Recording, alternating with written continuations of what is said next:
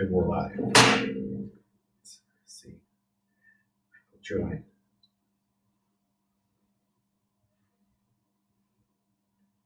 Right.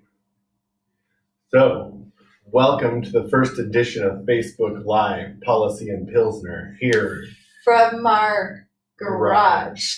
It's fantastic. This is what you do when you have So a host. We should know this was supposed to be at G's Tacos, which is Well, yeah, the last one was supposed to be a G's Tacos. a fantastic local business that we love. So I think in light of everything, we just want to give a shout out to those local businesses that are definitely trying to figure out and accommodate and adapt to a new normal for us right now. So if you're out there and you can support a local business like G's or any of those, please do so. Yeah. On with the show. Yes. So obviously we typically host these at local different events or different venues around the city, such as G's. Also, Coca-Colla's is another one who so graciously lets us host. So shout out to them. I think, and I'm not positive, but I think both of them may be doing curbside type businesses or business delivery for food. So I would check them out, check any other ones out too. I know the Westminster Chamber and the North Metro Chamber, I would give both of them a big shout out because they've really been trying to figure out different ways that we can help support local business in this time. Obviously, very limited in what you can do as bars and restaurants, and any kind of congregating is shut down by the decree of the governor with the state of emergency, as well as the city's in a state of emergency to try to combat what's going on with COVID-19. And I'm not going to spend a ton of time talking about that tonight. Not that it's not absolutely relevant, but maybe it would be nice for everybody to get a little break from it. However, a couple things I do want to say about it is the city council this last Monday night, we had a special meeting and we basically codified the powers that emergency powers to the city manager through the mayor's decree or special emergency ordinance. And it basically allows the city manager to do certain things that would normally have to go through council as far as spending, specifically around actions that need to be taken with COVID-19. So I think it's important that people, realize that happened. The other thing that the city council did on Monday night is we also made it so that we could have remote meetings. And so that's really important that the city continues to be able to do business. And this gives us that ability where before remote meetings isn't something that we've ever done before. So we are set to do a remote meeting this coming Monday. By charter, we do have to meet twice a month. And this allows us to do that. That way we are not being around each other and potentially getting each other sick. There are some of those on council that would, their families, that would be bad for them to bring home. Obviously it would be bad for any of us, but some more than others. So it's just really important that we did that and that we're able to continue to do business and make sure that the different services that the city provides continue to operate. Water, taking care of our infrastructure and our first responders, obviously, and big prayers out to them and shouts out to them as they, make sure that they're taking care of people, both our police and fire. So, keep the city leadership and the city first responders and all the people that continue to maintain your services, such as water, keep them in your prayers as we go through this together. And the last thing I will say on that is if you go to cityofwestminster.us, you can see what's latest with the city, and they're really keeping that up to date. There's a COVID-19 section straight from the homepage that has a lot of different resources, as well as like what the CDC is, the most up-to-date information is with the CDC, what they're telling people to do. I know right now it's saying, we're not supposed to gather more than 50. The president has said 10 people. I think just exercising caution and, making sure you're using common sense and not putting yourself or others at unneeded risk. And, that's where we're at with those different situations. As things come along, obviously I'll continue to share. The city was supposed to host its second open house for water rates tonight at the MAC. That obviously was canceled because we can't host that because of the potential danger to the public with the COVID-19. So as that gets rescheduled and we make it through this, I'll be sure to share, what's next with that. For those, the discussion around water rates will obviously continue, but isn't really taking a priority right now with what's going on. So with that, I want to introduce my wife, Vanessa DeMott, who is the candidate for HD29. And I invited her to be kind of the special guest tonight because I think obviously HD29 is the representative for a good portion of Westminster. It's basically the whole Jefferson County side of Westminster is represented by House District 29. Our current representative is Tracy Kraft-Tharp. She is going to be termed out this cycle, so this is her last term, and we thank her for her service to the city. She's been really good on business and doing stuff for mental health, which are things that are important to me and to Vanessa. So, thank you for her service. And with that, I want to be able to let Vanessa talk a little bit about what she thinks is important as far as what she would do at the State House if she's elected to be the representative for the Jefferson County half of Westminster and parts of Arvada, which also are encompassed inside of HD29. Yeah, absolutely. So I think, first of all, when we all look at our new situation, my realm of expertise and my realm of studying right now is mental health, and I want to go into social work and adolescent behavioral health. This is a very interesting time for our family, and I'm sure for a lot of families. We're seeing firsthand what our teachers need to be able to do on a daily basis, to be able to move and transition our kids from one subject to the next and keep them engaged. We're seeing as parents now, we're balancing our work from home. I myself am a full-time student. I'm in my last semester at Front Range. So there's a multitude of feelings and emotions I think we all have right now. I definitely feel for the class of 2020 across the board. I think that they've had tremendous challenges for a long time. So this is a really big one. So a lot of thoughts and prayers for them, as well as my class at Front Range Community College. We don't know what that end game looks for us right now. We know that our semester's online and we're adapting to that. And we kind of are thankful for those IT guys out there who've really helped transition a lot of us to it. And as you can see, this is our home office right now. So I think to go from there, there's a lot to be said for keeping up with that routine. Our mental health here at home is waking up and making our beds and staying in that routine and trying to help the kids stay, kind of in that same go and have that time to rest and get out, especially in these upcoming days when that weather changes. Take care of yourself, everyone, because this could be a long haul, and we keep hearing, we're all in this together. So with that said, that's a mouthful, so take a little drink here. My focus at the State House, I think it's actually evolving as we go through this. So I've said from the beginning, this was a campaign for the people. I want to focus on growth and transportation. Right now, I think we're seeing more than ever what it's like to be able to have that open space. We don't want to be living on top of each other. We don't want that density. We want representatives. We want council people that'll stick up for those property rights, that'll be out there and support residents to say that, some growth is okay and we appreciate it and it's good for business. But to listen to some of those growth plans and how those change within municipalities and where I can be a partner as a representative in that. Dave tells me a lot how they watch different House bills and things that come from legislative session and what they look at a municipal level. So it's interesting to see where that overlaps and where my interests are. Some of that is transportation. We're now seeing moving people is increasingly a task in the Denver metro area. Having enough drivers to run buses. Now that we see how important it is to have private transportation, having roads to be able to bring food, to be able to bring those necessities will always be a need. So you need a representative that's going to be out there looking for those needs. If you have a business, you absolutely want people to get to it. If you live in a remote area, you deserve to have a road that is accessible at some point to have those goods brought, in your path. From there, I think that's an interesting topic. I know that talking. I'm not sure I was on council yet or just getting ready to be on council or running. I remember having breakfast with the city manager. He was city manager then as well. And we were talking about autonomous vehicles.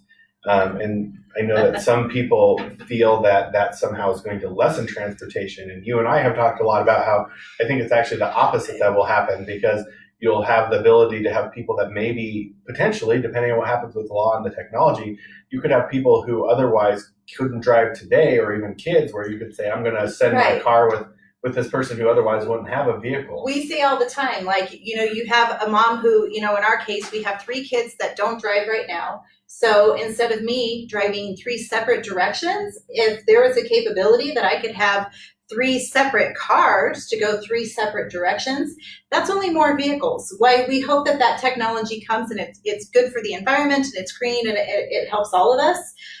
The reality is the impact of vehicles is still there. So I think that's really important to know as population grows, as whatever that looks like. It's always something to look at. And transportation is not just cars. We always see the need for bikes. This is Colorado. People love their bikes. Cities want to make those accommodations. Where does it make sense? And where can we have bikes that it's, I'm getting safe. Text messages from people that are watching. So I'm glad we're Are we not supposed to be answering questions? No, I'm watching. Nobody's asking me so far, but. Oh, well, maybe we should invite them to ask questions. Yeah, we are watching the chat. Is it because we're not keeping our social distance? Because I think it's okay. I feel if one of us gets it, we're already in trouble. But okay. One of the other things, like the overlap you talk about, as far as like what the city does and what the state does, obviously we each have our different role in things, and we are seeing a lot of overlap. I know in our last strategic planning for the city, one of the things that we all agreed on that I brought up because it's very important to our family, since we've had some exposure with mental health issues with our daughter, was that mental health should be something the city looks at, and not necessarily being the provider, as that's like a county thing as far as connecting those resources, but to say that it doesn't touch us is not reality, because from our first responders to our people who take water bills, they all have to deal with there's it. A lot to be said within even that, where that policy can help, and where it's important that I imagine at a state level, and I think this is a place that, again, our current representatives done a tremendous job is getting those resources where it means, and now it's up to you as community leaders to decide where those resources matter, because putting a mental health worker in a patrol car doesn't help. You know, our police officers are brilliant, amazing people that go out on the streets and do these jobs. They know when somebody's in a mental health crisis or substance health, they at least know that much. So they need the resource to take them to. They need this person to keep getting that help on that back end. They need that proactive care. They don't need somebody telling them that this person's in a crisis. That they know. So there is a lot of that common sense legislation out there. So it's definitely moving that needle in the right direction. But I want to continue that work. I think that's where it all comes I think together. one of the things the state has done, and just recently the city got approved for a grant, was basically to do some training. And so, like, the reason, like, specifically like Westminster, and I'm sure other municipalities do it, but I know specifically what we do. And even our city has an alumni group that's went through our Citizen Police Academy. And we both got to sit through like a light version of the training that the officers do to say, is this a mental health crisis, or is this a drug problem? You know, what are you dealing with? And they train them to see the signs of what the differences are. Right. And so some of those state dollars absolutely go to be able to train as we get new officers who maybe either even laterals, maybe we do things a little different, so that they basically have the tools. But you're absolutely right. One of the things from there is then where do they take them? And I think we all agree, and one of the concerns in a bill that, I think Representative Kraft-Tharp worked on was to be able to, in the rural areas, to be able to transport them to the right place, because jail's not the right place for people that are in a mental health crisis. Well, and we know even transportation is huge. Transportation looks a lot of different ways, and in a rural area, transportation is a lot of miles. In a mental health situation in a middle school, what does that look like? So that response is huge, and being able to put resources to train is absolutely, I guess, a big overlap again, where I keep that focus of mental health and school safety. And maybe to switch gears a little bit, when we look at those dynamics of mental health in schools, I would love to give a shout out to Jeffco Schools, because what we're seeing right now first is a lot of educators and a whole school system that, and Dr. Jason Glass had a fantastic post, if you follow him on Facebook, just how all of a sudden we had a school system that had to transition to online in just a matter of days. They might have been somewhat aware, and we have a great generation that's adaptable and they love learning this way, but that took a lot to do it. But there's a back piece that I really think people should know is there's a lot of kids, and our daughter included, that receive a lot of services from school. And when this news kind of hit us, there is a lot of things that go on in your mind as a parent. And so whether your child is needing food services, really, I never like to look at it as daycare, because that's not at all what our educators provide to our children. But 6 hours a day means some parents can earn that income to keep their families going. So that hits us all. Another piece for us was there's mental health services. Our daughter's on an IEP, and it's been such a fantastic accommodation to help her through that.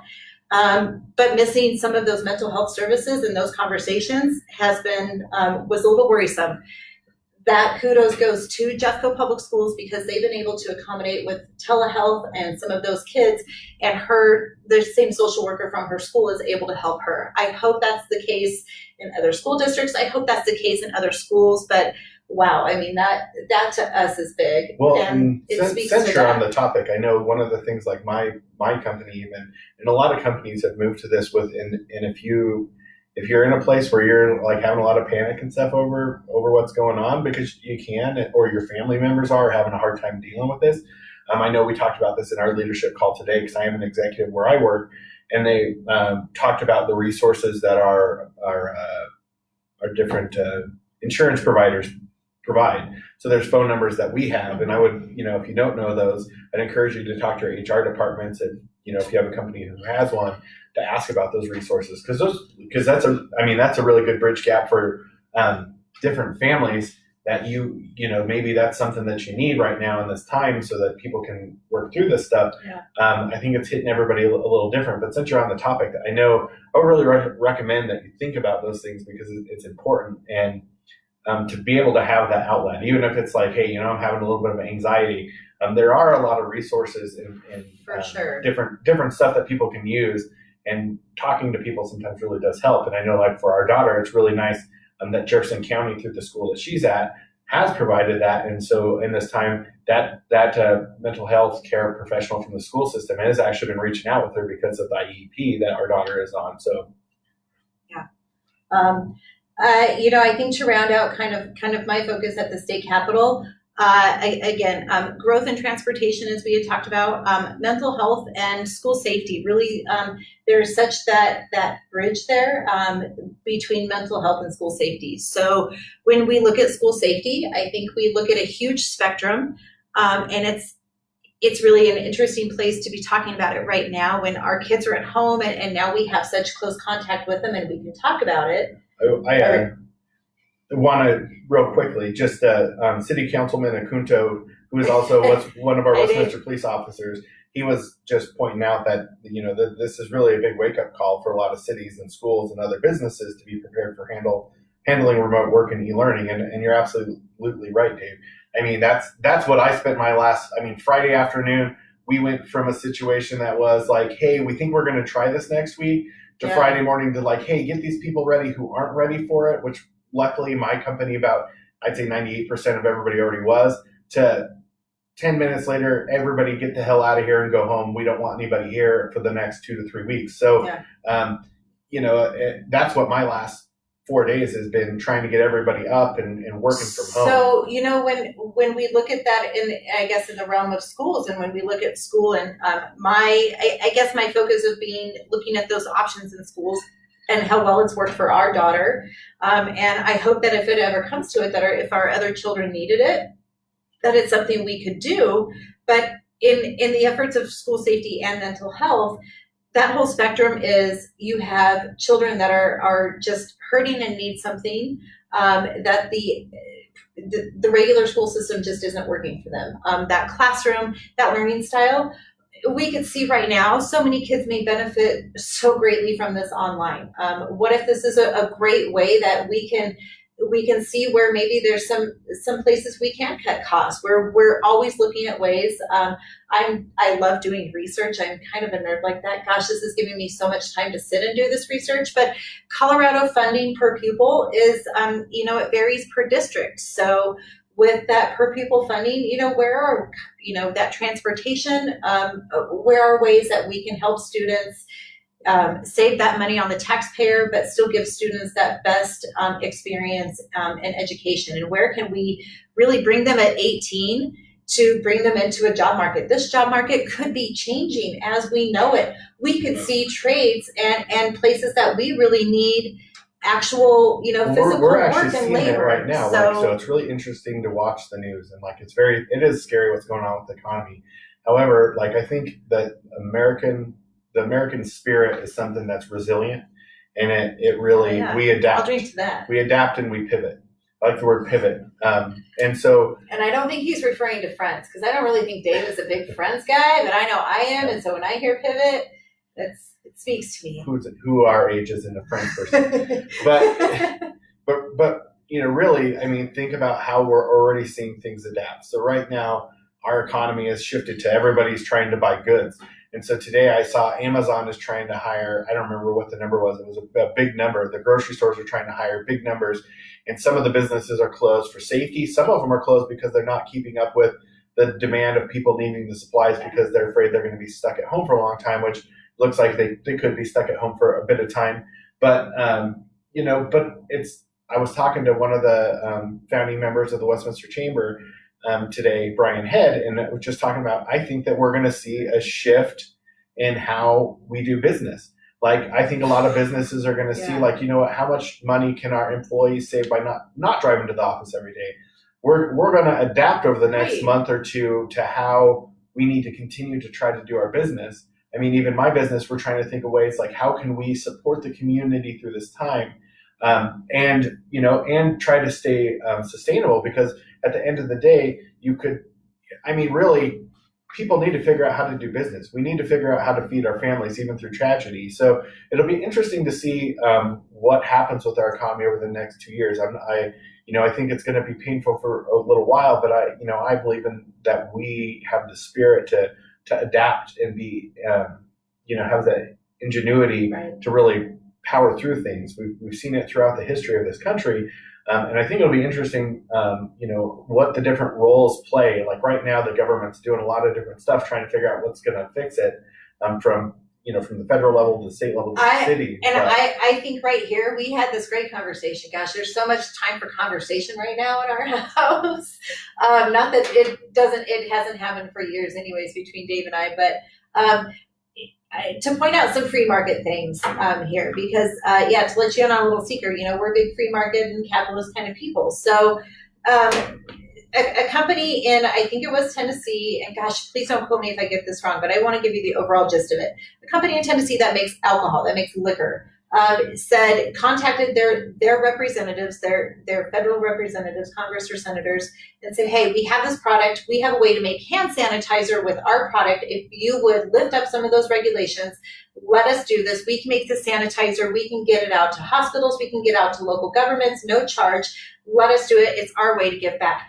That's a way that boom, we didn't need that government solution. We just needed government to be that conduit that it usually is. And then another story was Honeywell, I believe, who normally makes filters and such, said, we can make masks. We can make those masks that hospitals need. Again, lift up the regulations that's preventing us from doing it, whether it's a facility, whether it's, it's a product that we're not allowed to make right now for trademark reasons, but we can do it.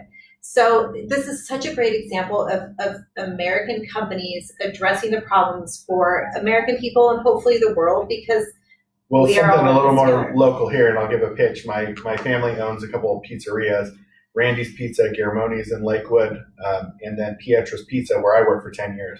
I saw today my cousin is partnering with, I think it's 5280 Produce, and they're doing curbside as well as DoorDash, and they're actually having their employees deliver as well.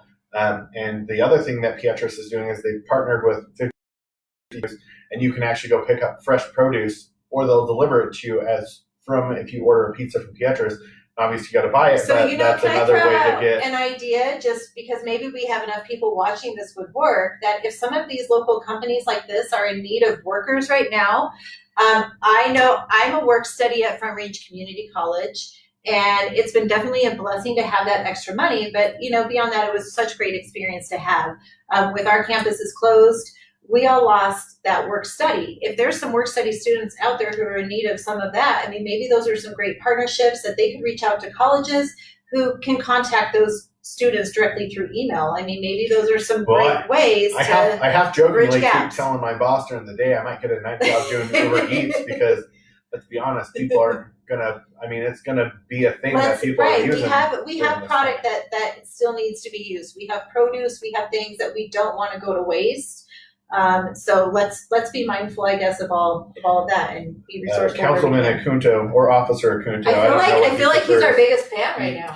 What is he drinking? That's a good question, Dave. Are you having a drink? Because this is what this is. But he answered, it's 10,000 Amazon workers. Then he was saying that also Ford was looking for manufacturing ventilators as well. So a lot of interesting shift in what people are doing. Like even what the president came out today and kind of, I don't know the total ins and outs of it, because honestly, it was a super busy work day. I think I've been busier since I've been in my home office than I am at the office, because everybody, like, they don't see you talking to somebody, so everybody wants to talk to you because they can't see that you're already talking to 3 people. But have you been here for the last 17 years? We have 4 kids. Yeah, they come in and go every once in a while through the door. I'm surprised they haven't bugged us, because during the work day, they come in and out and they're like, "Are you on the phone? Are you on the phone?" I'm like, "Yep, I'm on the phone. I'm working." But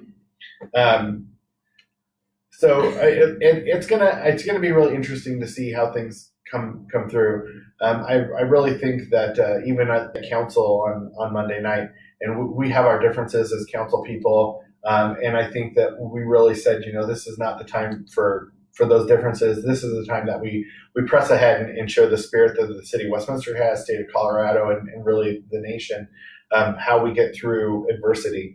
And, you know, I think that this will bring us through on the other side stronger in a lot of different ways. I mean, it may take a little bit of time to get through this, but I'm confident that we will. So I think this has been really good.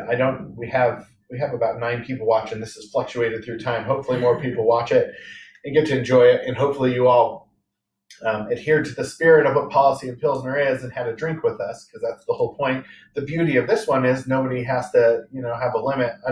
Nobody's watching you at home. So have as many as you want. But with that, is there any other things that you'd like to share as far as like what your hopes are if you know, come November, the people elect you to be the representative, you know, or not? Like, what do you hope you get out of this? I know I talked about, I've lost more elections than I've won, and you know, my goal always was to change the conversation. Right. And I know you and I have talked about that as far as like, I don't think that losing is always losing, depending on what you did with the conversation through a campaign. You know, so what do you come November? What do you want to say you accomplished? It's because of that spirit that, you know, and I've told Dave, and you know, I'll keep this a secret between us, but you know that you've got a little choked up before when I've mentioned it, but it's because of that spirit you have that made me say, you know what, if I go for this and I lose, have I really lost? Because I know no matter what, I encourage more conversation, and I can tell you, I feel like there's already a victory in it. I participated in the Colorado Department of Health Behavioral Health Task Force to talk about what can we do in our mental health system here in Colorado. And so participating in that even helps me move that conversation. And if that's what people around are seeing, then hey, that's a victory, because that's what matters. And I know in my education, that's what I'm really going for. I would never want to say that this is a side gig to represent the people, because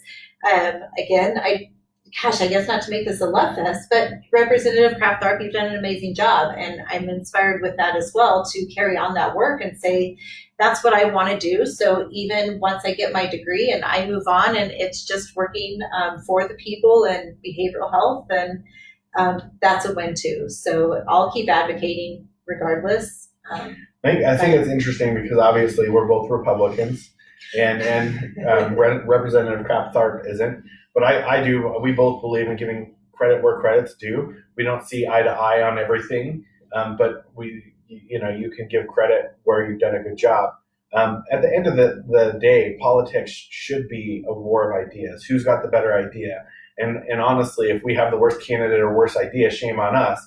We both believe in liberty first and self-resilience and and putting it on the individual versus and doesn't liberty take on a whole new meaning right now for it does. This all is of it's us? a really difficult time for So- somebody to decide what's the right balance. Where do we let government go too far versus personal responsibility? It's an interesting time to live through, but it's interesting too. I think we're all put in a place for a reason. Obviously, we're people of faith, and we believe a lot has to do. Our beliefs have a lot to do with that. I was talking to a good friend that works in our PD the other day. That's that I've known through a lot of different tragedies from the Ridgeway situation that really got us involved. And if for those of you who don't know, I was a PTO president when that happened, and I was half joking, half not. Like, man, I seem to pick to be in leadership. Every leadership role I've had had a different, difficult time to work through. To lead in crisis, though, it's different. And I thank all my colleagues and our city leaders because this is a hard time to be in leadership. We don't always all agree, but I think we all, at the end of the day, I hope we all have the same idea, which is taking care of the people. And so, I think that's what it's all about. And, that's why my whole thing was, we the people is what I evolved into my campaign slogan. And it just makes sense. It's what this country is. And Vanessa's is for the people, which is, it's really all the same thing. Thank you to everybody who's been working hard through this, and individuals, keep your heads up. We'll get through it together. We'll probably actually have more of these than we normally would have town halls because we're going to have a little more free time. So if you want to join us, great. I appreciate everybody who did join us. I saw also that former Mayor McNally, who's a good friend of mine and a big fan, she said she had her fully loaded Coke. For those of you who don't know, Nancy doesn't really drink.